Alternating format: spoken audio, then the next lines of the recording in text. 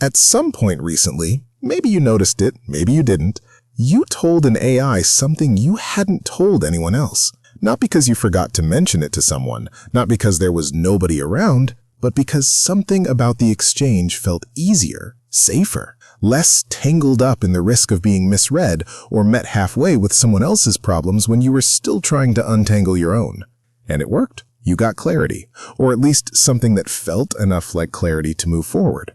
But underneath that, if you sit with it honestly, was something quieter. Not quite satisfaction, more like a faint, uncomfortable awareness that what just happened was different, that the version of you from a year ago might have called a friend instead, or a partner, or someone. You didn't, and you're not entirely sure when that stopped feeling like the obvious thing to do.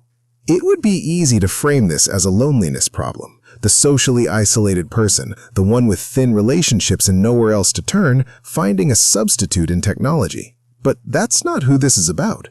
This is happening to people with full lives, close friendships, functioning relationships, people who, by any external measure, have plenty of humans to talk to.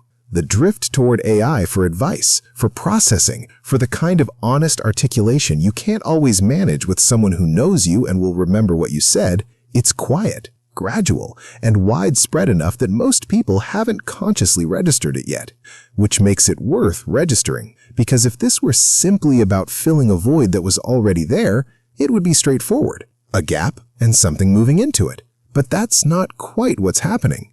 The more uncomfortable possibility is that the gap is being created and filled simultaneously, that something about AI interaction is making certain kinds of human conversation feel, by comparison, harder than they used to. If AI feels easier to talk to than most people in your life, what does that say about what's happened to your relationships? The brain doesn't build trust through logic. It builds trust through pattern recognition, consistency, availability, and the feeling, however it arrives, of being understood. These are not complicated requirements, but they are specific ones, and AI meets all three with a reliability that most human relationships, lived honestly, cannot match.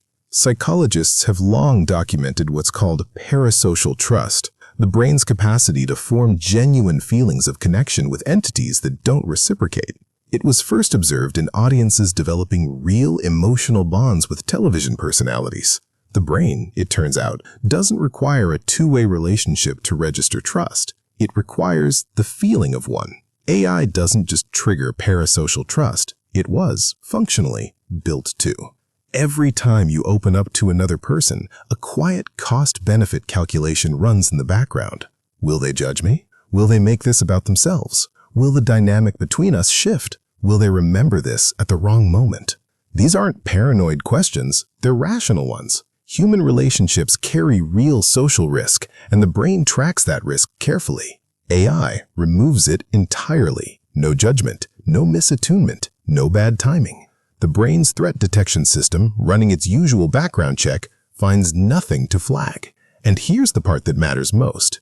The brain isn't malfunctioning when it responds to that. It's doing exactly what it was wired to do, moving toward consistency, away from unpredictability. The problem isn't the response. It's what the preference reveals about the alternative. The reason AI feels easier isn't because AI is better at connection. It's because human connection has become harder to access, harder to initiate, harder in the middle of a busy, performative, distracted life to actually land in, not because people are worse, but because the conditions that make real vulnerability possible, unhurried time, genuine presence, the patience to sit with someone else's complexity without reaching for your phone, are increasingly scarce.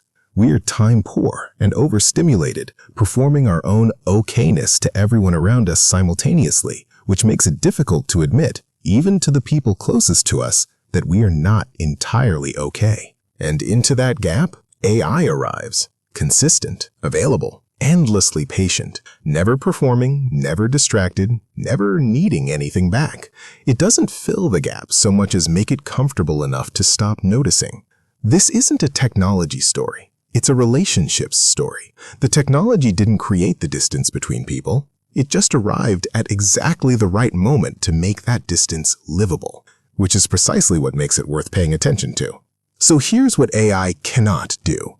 It cannot know you the way someone knows you after years of witnessing, after seeing you fail and staying, after disagreeing with you and working through it, after choosing repeatedly with full knowledge of who you are and what that costs to remain. That experience isn't just emotionally significant, it's psychologically foundational. Being truly known by someone who could leave, who has their own needs, their own bad days, their own reasons to walk away, and who doesn't. That risk is not a flaw in human relationships. It is the entire architecture of what makes them matter. AI can simulate the feeling of being understood. It cannot offer the weight of being chosen.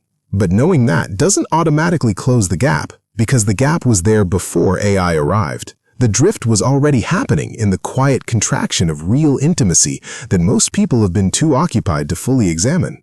AI just made the gap comfortable enough to live inside. So, I end with the same question I asked before. If AI feels easier to talk to than most people in your life, what does that say about what's happened to your relationships? You should watch this video next. I think you will like it.